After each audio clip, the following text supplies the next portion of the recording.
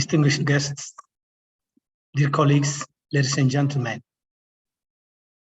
I wish to extend my greetings from the FAO Regional Office for Africa, based in Accra, Ghana. It's a great pleasure to address the Africa Bamboo and Rattan Congress on behalf of the Food and Agriculture Organization of the United Nations, FAO. Bamboo and rattan have long been used throughout the world for multiple uses, from housing and building to energy, pulp and paper, fiber, crafts, utensils, and food. As a unique, versatile, and fast-growing plant species, bamboo and rattan hold much potential, offering multiple benefits, from supporting livelihoods and creating employment for smallholder and businesses, to restoring the environment and degraded land, supporting communities to adapt to climate change, sequestering carbon and providing animal fodder, bioenergy, and food supplements.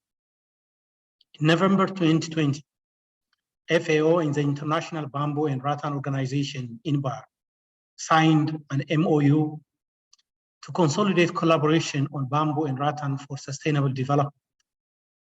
A joint task force exploring various cooperation opportunities at global, regional, and country levels has led to work in several countries in Africa, including Cameroon, the host of this important event.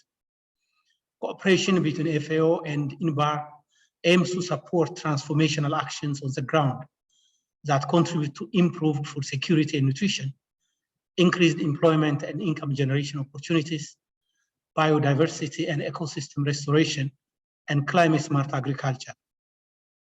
With an estimated trade value of around $60 billion, the global bamboo and rattan sector provides income opportunities to smallholders and businesses worldwide.